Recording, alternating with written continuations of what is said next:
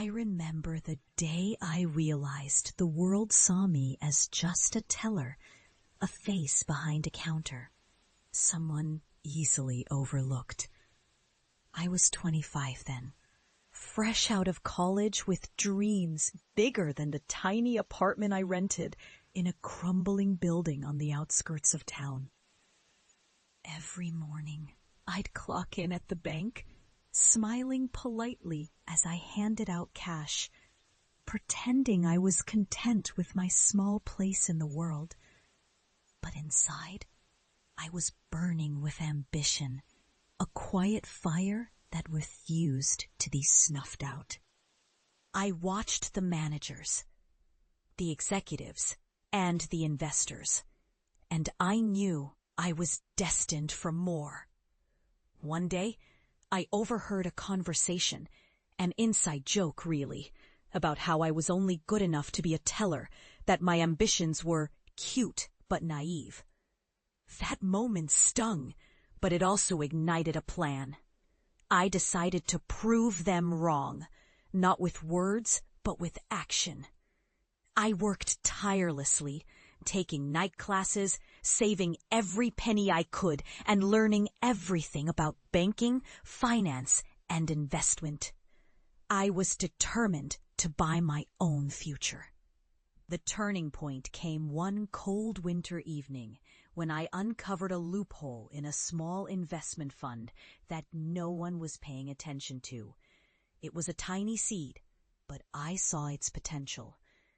I secretly invested my savings, every dime I had, hoping no one would notice. Weeks later, that seed sprouted into a sizable stake, enough to get me noticed by the right people. I kept my head down, played the game, and waited for the right moment. When I finally had enough influence and capital, I made my move, buying controlling interest in the branch I once merely served at. I transformed it from a sleepy, overlooked operation into a powerhouse, and I did it all while everyone whispered about my humble beginnings.